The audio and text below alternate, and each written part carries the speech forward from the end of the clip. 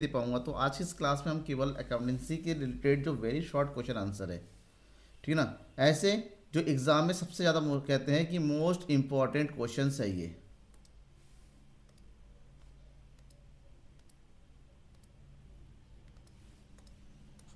तो most important question जो exam में पूछे जाते हैं।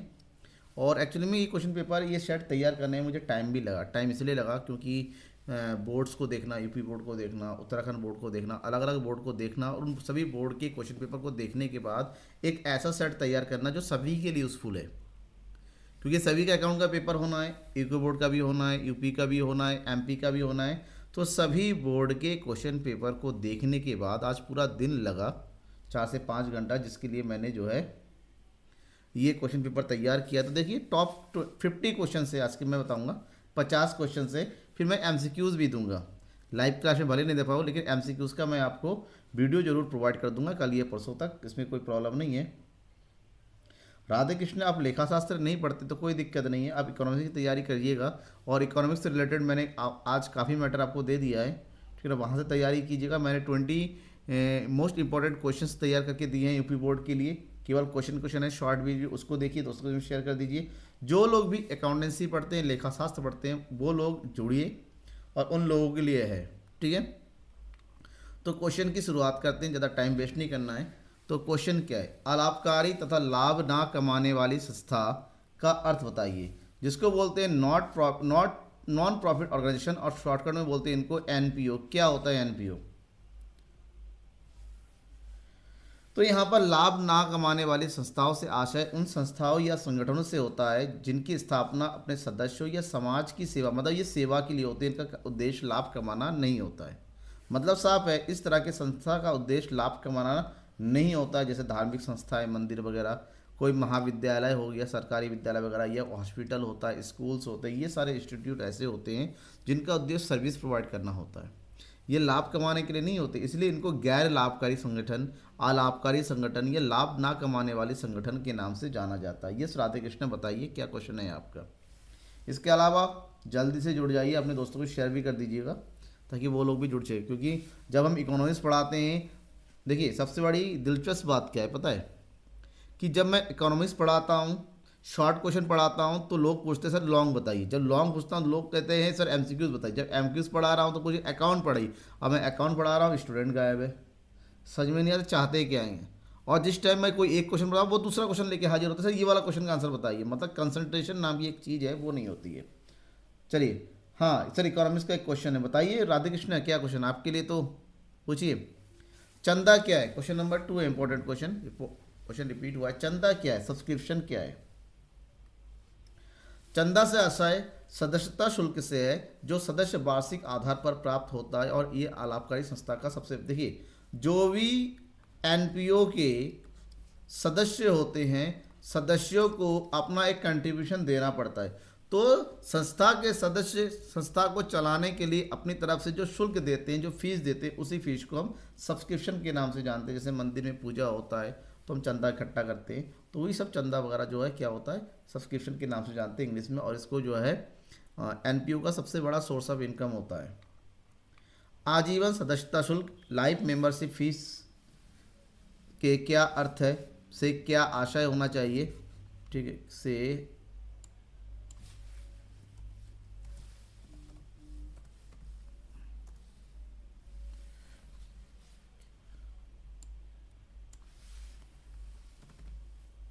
क्या आशय है। तो क्वेश्चन है, आजीवन सदस्यता शुल्क से आशय उस सदस्यता शुल्क से है जो किसी सदस्य द्वारा एकमुश्त राशि के रूप में दी जाती है। यह स्पष्ट है कि इस प्रकार के शुल्क का भुगतान एक बार में ही होता है। आजीवन का मतलब एक ऐसा होता है कि सदस्य बनने के लिए आपको लाइफ में एक बार ही चुकाना होता है। तो एक ऐसा फीस, ऐसा शुल्क जो लाइफ में एक ही बार पेमेंट कर दिया जाता है, तो उनको हम जो है आजीवन सदस्यता शुल्क के नाम से जानते हैं। ठीक, कौन कौन जुड़ चुका बेटा, एक बार नाम बताइएगा आप लोग, कौन कौन मेरे लाइव जुड़ रहे हैं, ताकि पता चले ये स्टूडेंट है। और जो स्टूडेंट नहीं जुड़ेगा, कल जब लाइव क्लास में बोलेंगे ना कि सर अकाउंट क्या है, तो मैं उनको थोड़ा जवाब दे सकूं एक बार। इसलिए जो लोग जुड़ चुके हैं अपना नाम जरूर बताइएगा कौन कौन जुड़ चुका है। क्वेश्चन नंबर 4, प्राप्ति एवं भुगतान खाता क्या है, कोई एक विशेषता बताइए। प्राप्ति एवं भुगतान खाता रोकड़ और बैंक लेन देनों का विभिन्न शीर्षकों का सारांश है।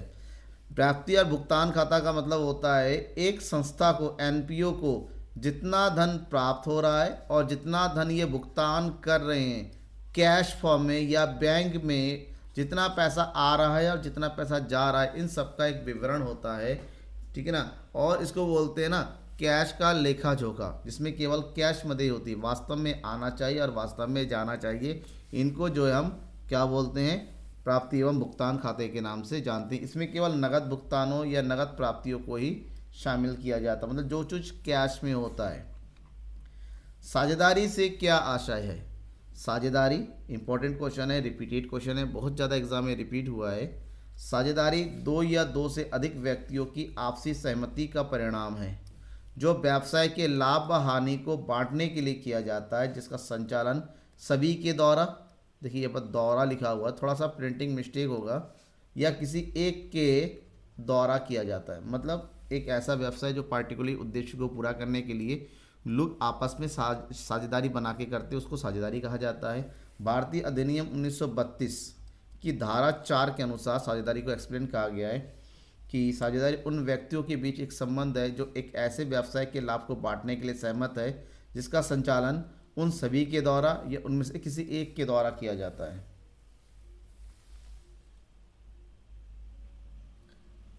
दिव्य कपूर जी कह रहे हैं सर पिछले क्लास में आपने जो सैम्पल पेपर करवाया था वो बोर्ड के लिए इम्पोर्टेंट है। बिल्कुल इम्पोर्टेंट है, इम्पोर्टेंट है तो ही है। सैम्पल पेपर नहीं, मेरे ख्याल से बोर्ड का क्वेश्चन 2023 का है। एक्चुअल में बोर्ड में आया हुआ क्वेश्चन मैंने, आप यूपी बोर्ड से है ना दिव्य कपूर, तो बोर्ड में आया हुआ क्वेश्चन ही मैंने प्रोवाइड किया है। पिछले साल 2023 का जो पेपर हुआ था वही मैंने दिया है इकोनॉमिक्स का, ठीक है।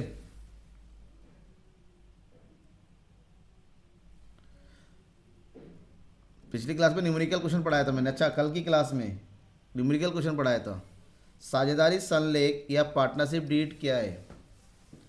साझेदारी संलेख एक विलेख, विलेख मतलब लेखा जोखा है, जिसमें साझेदारों के बीच विभिन्न प्रकार के समझौतों का लिखा जाता है।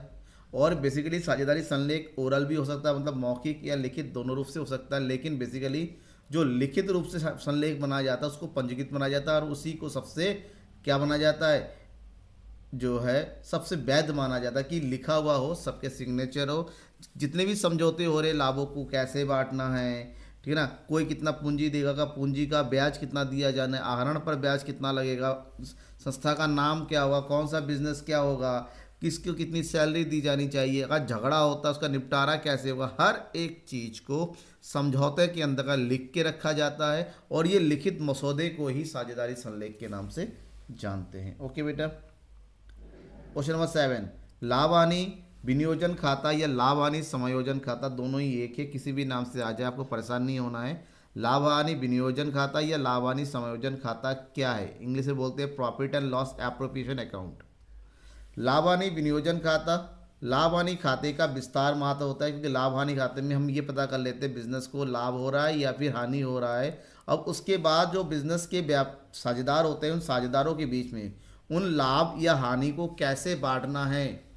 तो लाभ हानि बांटने के लिए उसका विनियोजन करना, क्योंकि लाभ हानि बांटने से पहले पूंजी पर ब्याज, आहरण पर ब्याज, साझेदारों का वेतन, कमीशन, इन सभी चीज़ों को एडजस्ट करना जरूरी होता है। तो इन सब चीज़ों को एडजस्टमेंट के बाद पार्टनरों के बीच में लाभ या हानि जो भी बचता है बांटना, इसी को हम लाभ हानि विनियोजन खाते के नाम से जानते हैं। इसके अलावा कोई आप लोगों के बीच में अकाउंट से रिलेटेड कोई क्वेश्चन है जो आपको पूछना चाहता है जरूर पूछिएगा।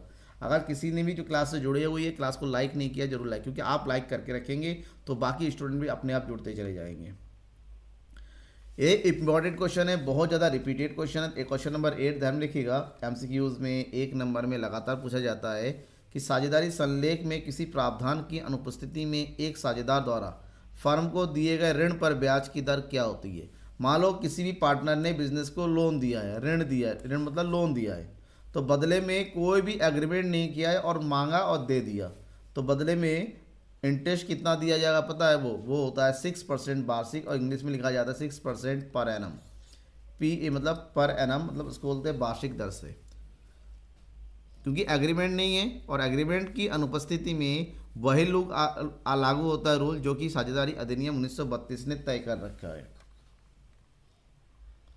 क्वेश्चन नंबर 9, त्याग अनुपात क्या है? Sacrificing ratio. वह अनुपात जिसे फर्म के पुराने साझेदार नए साझेदारों के पक्ष में त्याग करने के लिए सहमत होते हैं उसे त्याग अनुपात कहते हैं। मतलब जाहिर सी बात है, एक नया सदस्य बिजनेस में आएगा, मतलब पहले से ही ए और बी है और एक नया सदस्य सी आ रहा है, तो सी जब आएगा बिजनेस से अपना लाभ लेगा।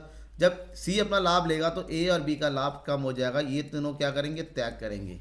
तो जो हिस्सा ए और बी सी के लिए त्याग करेंगे उसी को ही त्याग अनुपात कहते हैं। इसको कैलकुलेट करने का फार्मूला होता है त्याग अनुपात, यानी कि सैक्रिफाइसिंग रेशियो इंग्लिश में बोला जाता है।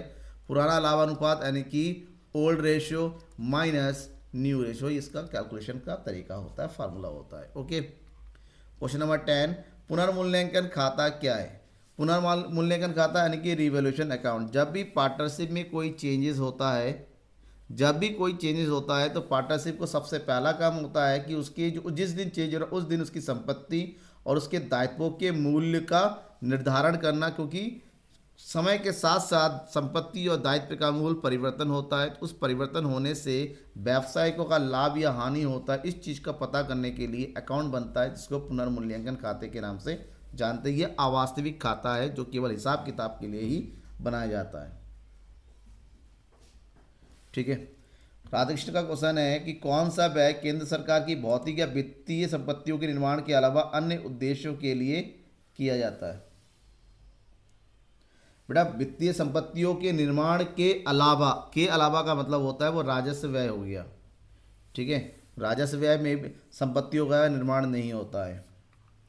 क्वेश्चन नंबर 11, ख्याति क्या है? गुडविल। ख्याति किसी फर्म की प्रसिद्धि का मूल्य है जो इसे निवेश पर सामान्य लाभ की अपेक्षा अधिक लाभ अर्जित करने। मान लो आपकी नाम होती है, आपका नाम, नेम एंड फेम बोलते हैं। आपके बिजनेस का जितना नेम फेम होता है उसके लाभ कमाने की जो क्षमता होती है बढ़ जाती है, यही गुडविल है। ठीक है। इसकी विशेषता है कि ख्याति मतलब गुडविल एक कृत्रिम या अदृश्य संपत्ति है। इसकी वैल्यू तो होती है लेकिन इसको देख नहीं सकते, भौतिक अस्तित्व नहीं होता है। यह लाभ कमाने में सहायता प्रदान करती है, मतलब ये अधिक लाभ में सहायता प्रदान करती है कि अधिक लाभ कैसे प्राप्त किया जाता है, इसके लिए ख्याति सबसे ज़्यादा इंपॉर्टेंट है।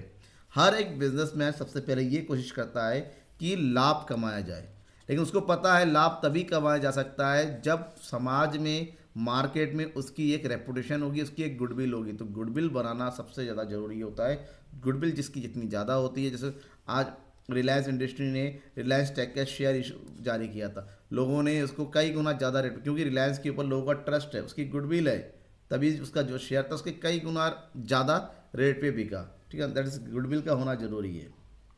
ख्याति के मूल्यांकन की किन्हीं 3 विधियों के नाम बताइए। ख्याति के मूल्यांकन की 3 प्रमुख विधि है। औसत लाभ विधि, इंग्लिश में बोलते हैं एवरेज प्रॉफिट मेथड, अधिलाभ विधि, सुपर प्रॉफिट मेथड, पूंजी लाभ का पूंजीकरण विधि, दैट इज कैपिटलाइजेशन मेथड। ठीक है, कैपिटलाइजेशन मेथड के भी 2 पार्ट होते हैं, कैपिटलाइजेशन ऑफ एवरेज प्रॉफिट और कैपिटलाइजेशन ऑफ सुपर प्रॉफिट। ये इसके 2 अलग इसमें आते हैं। राधा कृष्णा आंसर बता चुका, आप लोग ध्यान से सुनते नहीं है। कौन सा व्यय केंद्र सरकार की भौतिक या वित्तीय संपत्तियों के निर्माण के अलावा अन्य उद्देश्यों के लिए की जाती है, उसको हम बोलते हैं राजस्व व्यय। क्या बोलते हैं? राजस्व व्यय बोलते हैं। अधिलाभ से क्या आशा है? अधिलाभ यानी कि सुपर प्रॉफिट। जब कोई फर्म उसी प्रकार की अन्य फर्मों के सामान्य लाभ से अधिक लाभ कमा रहती है तो उसे अधिक लाभ। मान लो एक फर्म ने बिजनेस शुरू कर दिया, उसने सोचा कि मैं 10,000 रुपये कमाऊंगा हर महीने, और जब बिजनेस शुरू कर दिया उसकी गुडविल इतनी अच्छी हो गई, 10,000 से ज़्यादा अब वो 15,000 रुपये कमाने लग गया। तो 10,000 सोचा था, 15,000 कमा रहा है, तो कितना ज़्यादा लाभ कमा रहा है? 5,000 ज़्यादा कमा रहा है। तो सामान्य लाभ से ऊपर जो अधिक लाभ होता है उसी को अधिलाभ के नाम से जानते हैं, सुपर प्रॉफिट। कैलकुलेशन जो वास्तव में उसने कमाया और उसने जो सामान्य लाभ का सोचा था अपनी पूंजी के ऊपर, इन दोनों का अंतर अधिलाभ होता है, सुपर प्रॉफिट होता है। ठीक है, फार्मूला शॉर्टकट में लिख सकते हैं, super profit equal to average profit minus normal profit. ये इसका शॉर्टकट फॉर्म होता है। अमित पाल यूपीपी पुलिस में आया था। ठीक है, राजस्व व्यय लिख दीजिए इसमें, अगर ऑप्शन दे रखा है तो। अगर ये नहीं है तो बताइए, 4 ऑप्शन बताइए कौन सा ऑप्शन था, फिर बताता हूँ। एक साझेदारी फर्म में एक नया साझेदार किस प्रकार बनाया जाता है? साझेदारी फर्म भारतीय साझेदारी अधिनियम 1932 के अनुसार काम करता है, और 1932 के अनुसार ये कहा गया है कि जब जितने भी वर्तमान सदस्य है यानी साझेदार है, सभी की स्वीकृति होती है। मान लो सी को बिजनेस में लेना है और पहले से ही ए और बी दो पार्टनर है, ए चाहता है कि सी आ जाए, अगर बी भी कहेगा कि नहीं ठीक है, अगर सभी सदस्य एग्री है तभी एक नया पार्टनर बिजनेस में आ सकता है, अदरवाइज नहीं आ सकता है। क्वेश्चन नंबर 15, सामान्य संचय जनरल रिजर्व क्या है? बहुत ही इंपॉर्टेंट क्वेश्चन है, ठीक है। सामान्य संचय क्या है? जनरल रिजर्व जो संचय किसी विशेष उद्देश्य के लिए नहीं बनाए जाते हैं बल्कि संस्था की आर्थिक स्थिति को सुदृढ़ रखने के लिए या फिर फ्यूचर में होने वाले किसी हानि को पूर्ण करने के लिए बनाया जाता है। सामान्य, मान लो 10,000 का लाभ हुआ कंपनी का, 10,000 में से हम जो है 1,000 रुपये कंपनी के लिए बचा कर रखेंगे, ये जनरल है। इसकी कोई स्पेसिफिक ज़रूरत नहीं होती कि इसी चीज़ के लिए किसी भी प्रकार की हानि होती है उसको पूरा करना है, आगे जाके बिजनेस को बढ़ाना है, पैसे की जरूरत पड़ती है, तो उस फ्यूचरिस्टिक स्ट्राइक को कम करने के लिए सामान्य संचय जनरल रिजर्व बनाया जाता है। 16, नए साझेदार प्रवेश के दो प्रभाव। एक नया साझेदार जब बिजनेस में आता है तो उससे क्या प्रभाव पड़ता है? ये क्वेश्चन बहुत ज़्यादा रिपीट हुआ है उत्तराखंड बोर्ड में, सॉरी एमपी बोर्ड में और यूपी बोर्ड में, ठीक है, ध्यान में रखना। साझेदारी के संबंध में परिवर्तन और साझेदारी फर्म का पुनर्गठन। सबसे पहला आता है, एक नया साझेदार जब आता है पुरानी साझेदारी खत्म होती है और उसकी जगह एक नई साझेदारी बनती है। दूसरा, एक नए साझेदार के आने से पुराना जो साझेदार है उसकी संख्या बढ़ जाती है। पहले 2 है, ए और बी, नया आ जाता है तो बनते कितने? 2 से बन के हो जाता है 3, ये होता है। क्वेश्चन नंबर 17, साझेदार के अवकाश ग्रहण करने पर संपत्ति और दायित्वों का पुनर्मूल्यांकन क्यों किया जाता है? देखिए क्वेश्चन है कि अगर कोई साझेदार बिजनेस को छोड़ के चला जाता है, रिटायरमेंट लेता है, तो पुनर्मूल्यांकन भाई क्यों किया जाता है, क्या जरूरत है? ध्यान में रखना कि जब भी कोई मौजूदा पार्टनर बिजनेस को छोड़ के चला जाता है उस समय बिजनेस की वैल्यूएशन होती है। पुरानी जो वैल्यूएशन है उस दिन, जिस दिन छोड़ के चला जाया उस दिन बिजनेस में जो एसेट्स है, जो लायबिलिटीज यानी कि संपत्ति है और दायित्व है, उसमें परिवर्तन जरूर होता है। तो उसके परिवर्तन से बिजनेस को या तो लाभ हो सकता है या तो हानि हो सकती है। तो जिस दिन एक साझेदार बिजनेस से चला जाता है उस दिन संपत्ति और दायित्वों के से लाभ हो रहा है या हानि हो रहा है, इस चीज़ को पता करने के लिए पुनर्मूल्यांकन किया जाता है कि संपत्तियां कितनी हैं, दायित्व कितने हैं। समझ में आ गया? ये साझेदारी के लिए पुनर्मूल्यांकन का मतलब होता है रीवैल्यूएशन, रीवैल्यूएट किया था कि हमारी संपत्ति बढ़ी है या घटी है। संपत्ति का बढ़ना फायदा हो जाता है, संपत्ति का घटना नुकसान हो जाता है, दायित्वों का बढ़ना नुकसान होता है, दायित्वों का घटना फायदा होता है। इसी चीज़ को पता करने के लिए पुनर्मूल्यांकन खाता बनाया जाता है। लाभ प्राप्ति अनुपात तथा त्याग अनुपात में कोई दो अंतर बताइए। लाभ प्राप्ति यानी कि गेनिंग रेशियो और त्याग अनुपात यानी कि सैक्रिफाइसिंग रेशियो में अंतर पूछा गया है।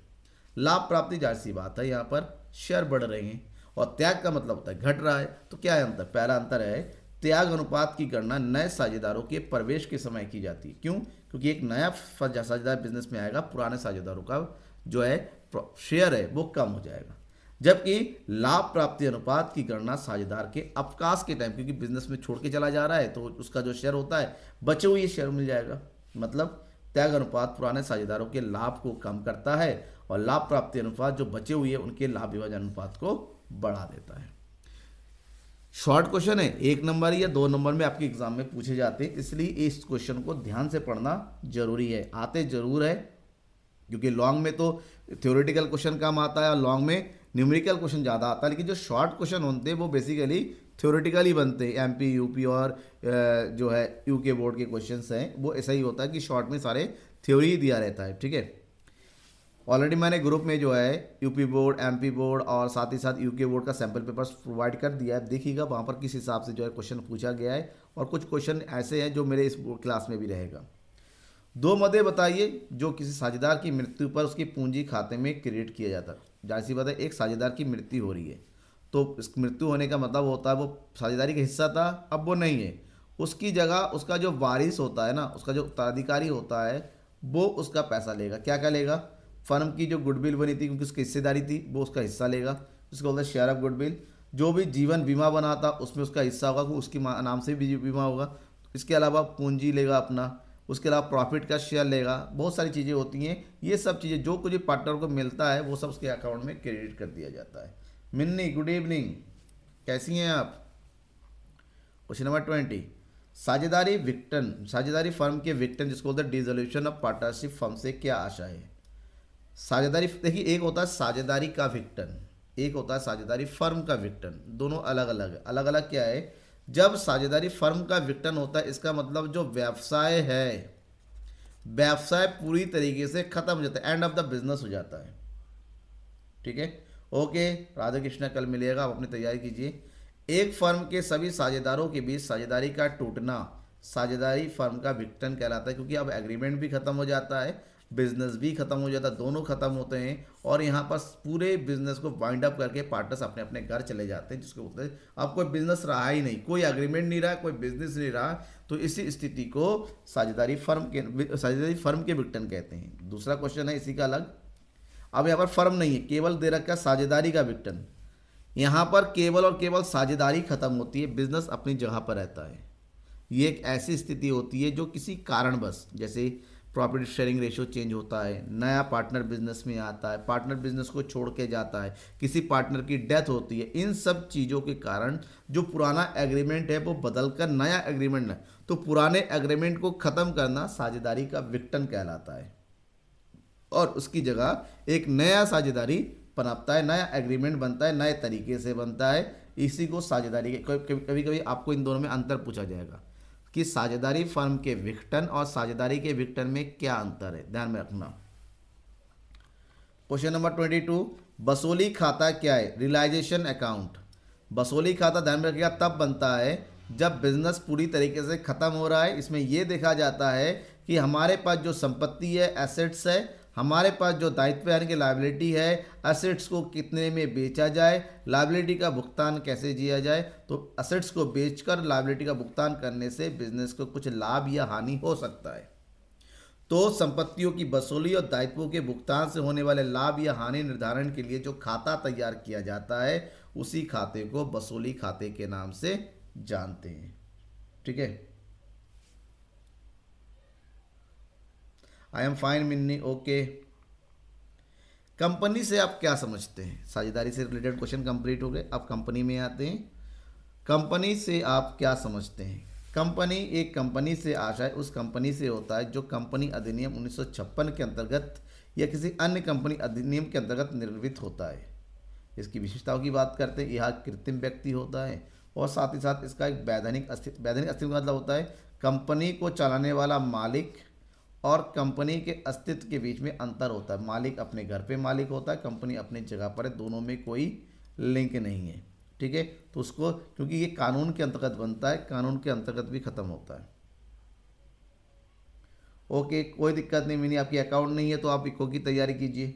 ये क्लास केवल अकाउंटेंसी वाले के लिए है। बेसिकली मैं संडे को क्लास नहीं लेता, लेकिन क्योंकि अकाउंटेंसी वाले को देने की जरूरत थी इसलिए संडे को भी मैं आपको क्लास प्रोवाइड कर रहा हूँ।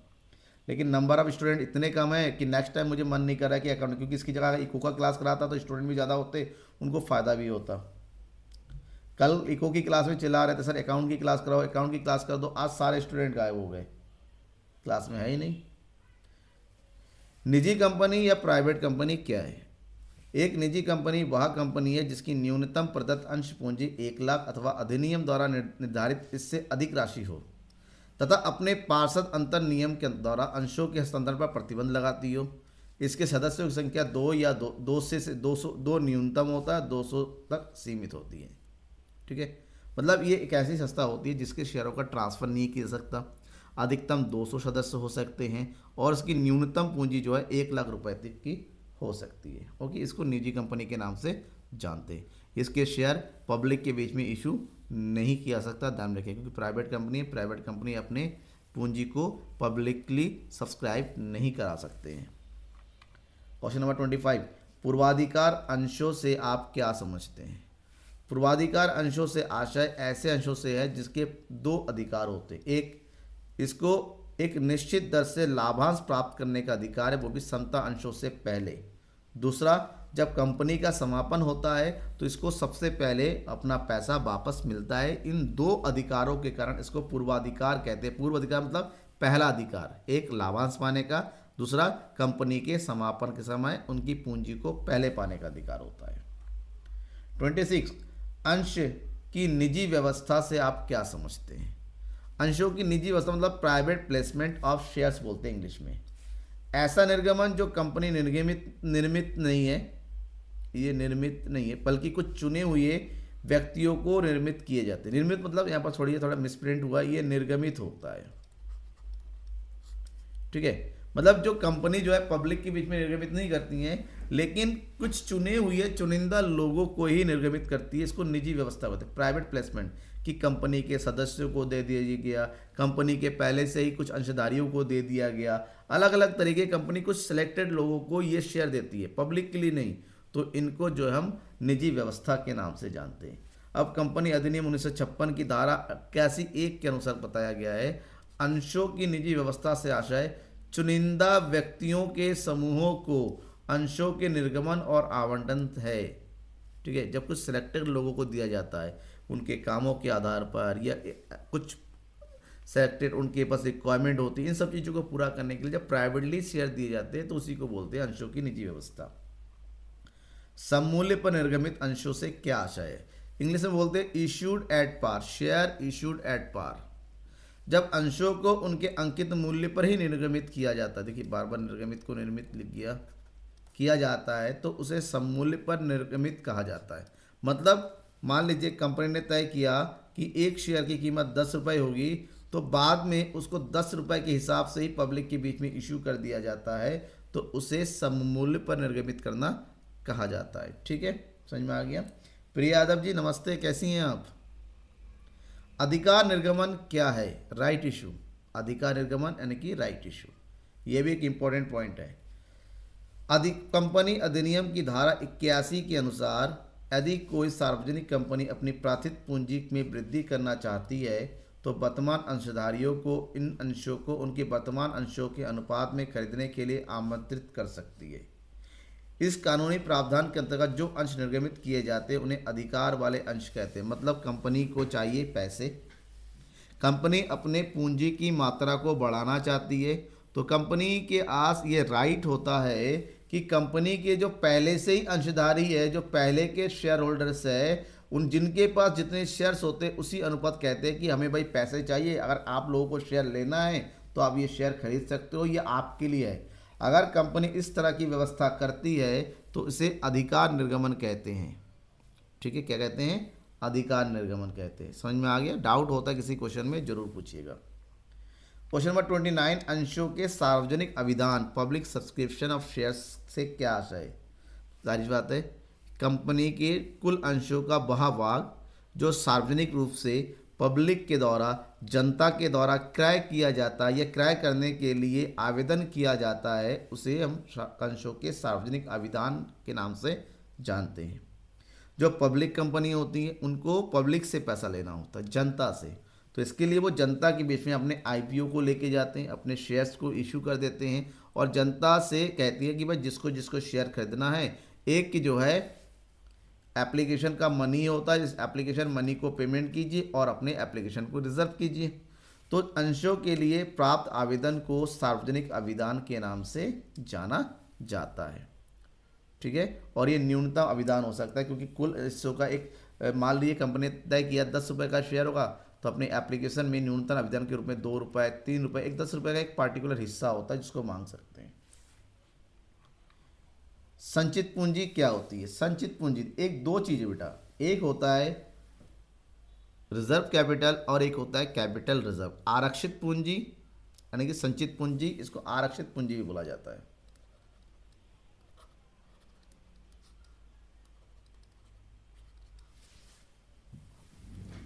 तो ये क्या होता है ना, आरक्षित पूंजी, कंपनी वाले जब शेयर इशू करते हैं कंपनी, तो शेयर का एक भाग ऐसा होता है जो कंपनी मांगती नहीं है कि ये जो है अंशधारी के पास रहने दो, जब हमारा जो है सब कुछ ख़त्म हो जाएगा, कंपनी ख़त्म हो जाएगी, उसी टाइम जो है पब्लिक से वो पैसा मांग के हम उसको यूज़ कर लेंगे।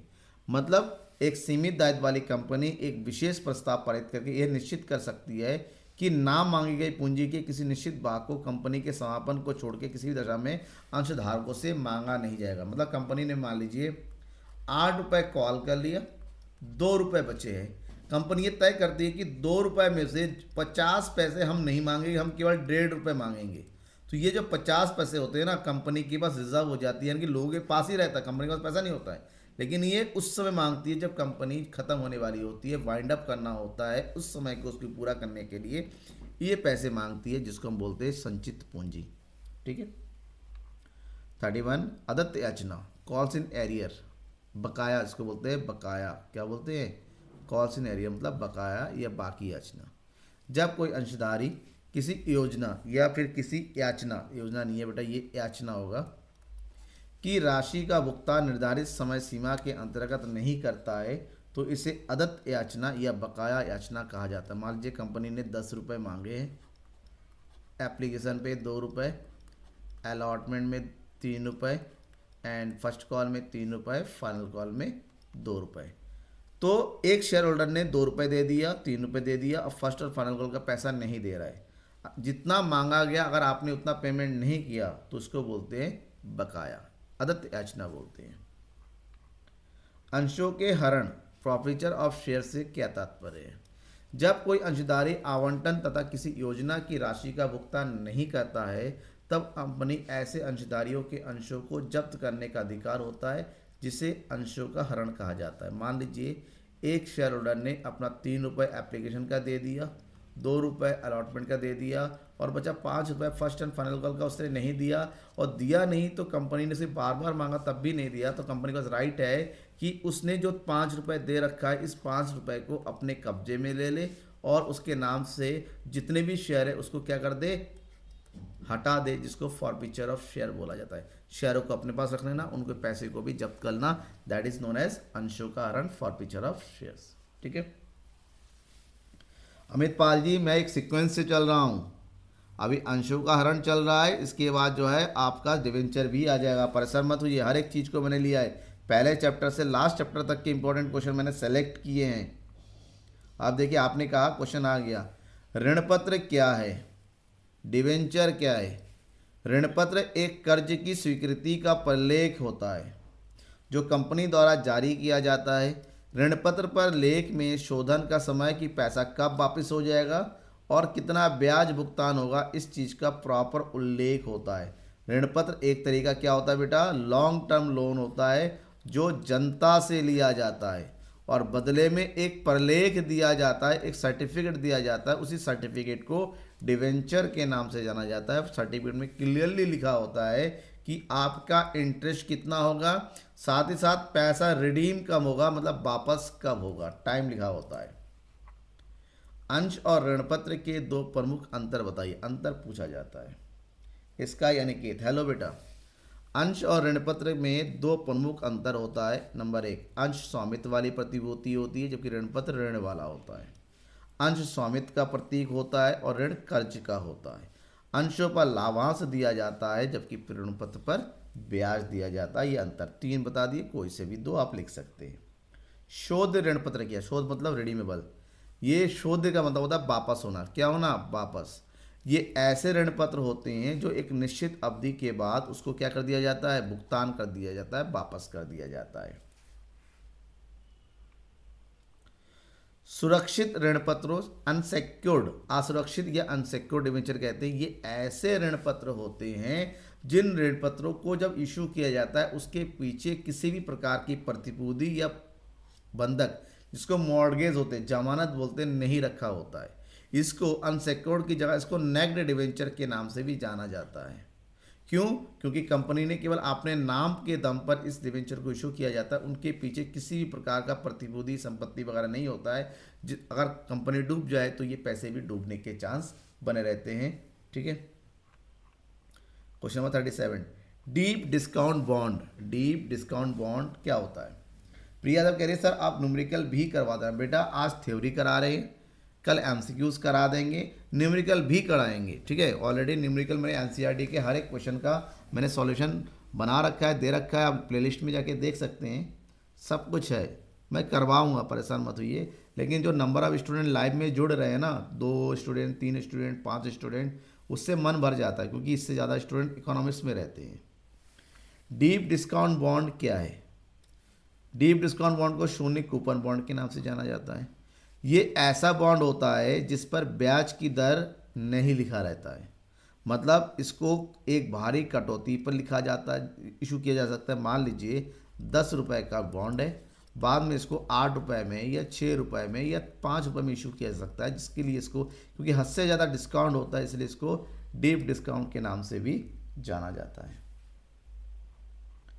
वित्तीय विवरण से आप क्या समझते हैं? वित्तीय विवरण से अभिप्राय वार्षिक रिपोर्ट से जो उपक्रम के कार्य निष्पादन तथा वित्तीय स्थिति के संबंध में सूचनाएं प्रदान करता है, उसे वित्तीय विवरण के नाम से जानते हैं। जैसे आय का विवरण या लाभ हानि विवरण होना, आय इसको बोलते हैं प्रॉफिट एंड लॉस अकाउंट, और स्थिति विवरण को दूसरे नाम में चिट्ठा बोलते हैं, आर्थिक चिट्ठा, इसको इंग्लिश में बोलते हैं बैलेंस शीट। ओके। वित्तीय विवरण विश्लेषण, फाइनेंशियल स्टेटमेंट एनालिसिस से आप क्या समझते हैं, क्या आशय है?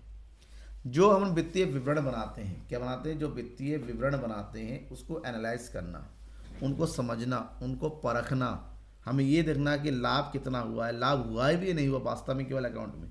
तो वित्तीय विवरणों में सन्निहित सूचनाओं का विवेचनात्मक परीक्षण करना वित्तीय विश्लेषण के नाम से जानते हैं, ताकि एक्चुअल में फर्म के लाभ को, वित्तीय स्थिति को, फ्यूचर से होने वाली पॉसिबिलिटी को पता किया जा सके।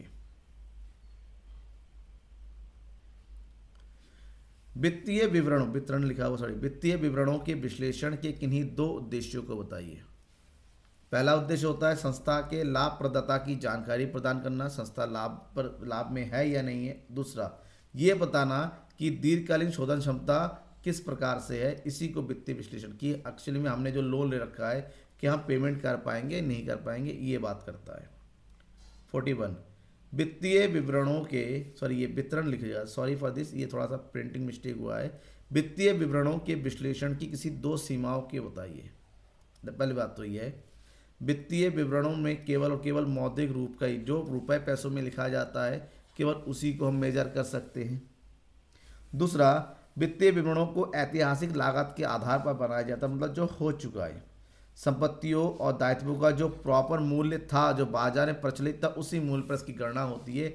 इसका चालू मूल्य से कोई लेना देना नहीं होता है, ध्यान में रखना इस चीज़ को। 42 वित्तीय विवरण विश्लेषण के उपकरण से क्या अभिप्राय? उपकरण का मतलब होता है इंस्ट्रूमेंट।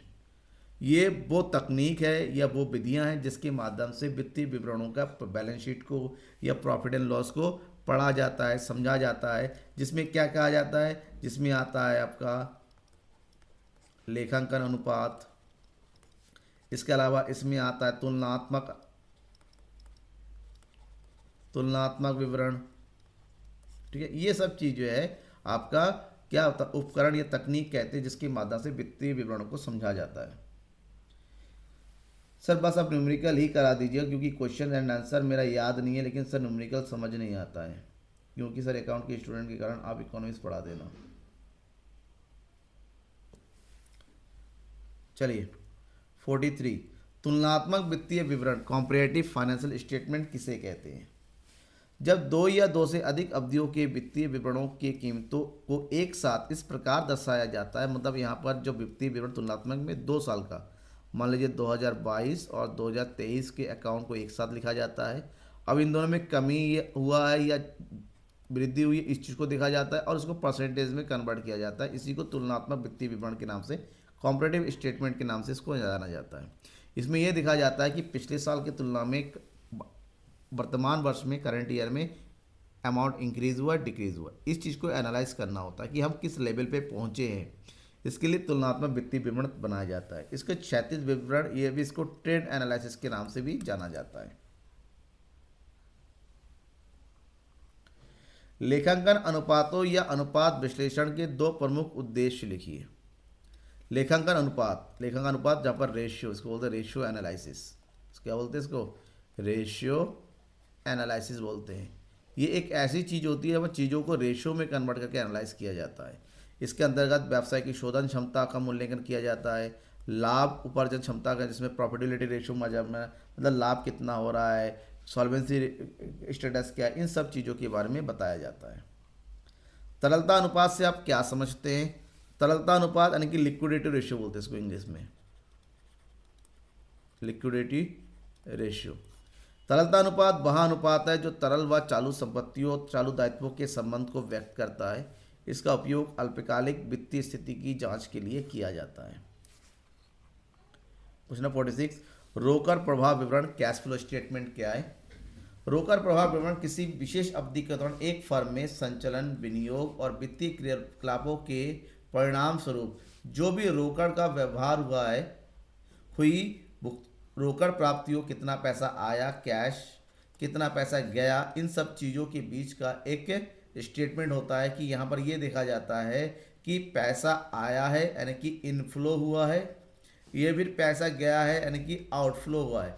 तो इनफ्लो और आउटफ्लो ऑफ कैश को मेज़र करने के लिए जो स्टेटमेंट तैयार किया जाता है उसे कैश फ्लो बोलते हैं, यानी कि रोकड़ प्रवाह विवरण कहते हैं।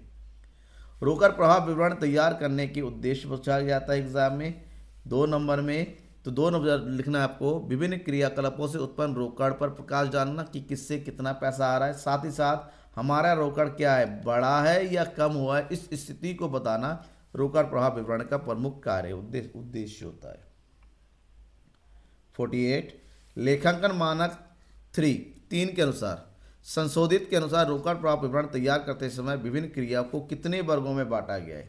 रोकड़ प्रवाह विवरण के 3 प्रमुख वर्ग होते हैं। नंबर 1 ऑपरेटिंग एक्टिविटीज, इसको बोलते हैं संचालन क्रियाएं, इन्वेस्टिंग एक्टिविटी निवेश क्रियाएं, और फाइनेंशियल एक्टिविटी यानी कि वित्तीय के 3 प्रकार की एक्टिविटी होती है रोकड़ प्रवाह विवरण में, संचालन, निवेश और वित्तीय। ऑपरेटिंग और क्या है, इन्वेस्टिंग और फाइनेंसिंग, ठीक है। 49 क्वेश्चन, रोकड़ समतुल्य क्या है, जिसको इंग्लिश में बोलते हैं कैश इक्विवेलेंट। क्या बोलते हैं इसको, कैश इक्विवेलेंट क्या होता है। देखिए कैश इक्विवेलेंट मतलब जो एक्चुअली में कैश के फॉर्म में तो नहीं होता, लेकिन कैश के बराबर इसका यूज होता है।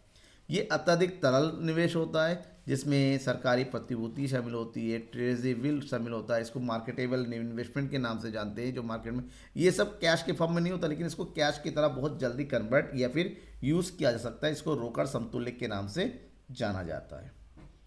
लास्ट क्वेश्चन आज की इस क्लास का है, पुनर्मूल्यांकन खाता और वसूली खाते में 2 अंतर। क्वेश्चन बहुत ज़्यादा रिपीट हुआ एग्जाम में।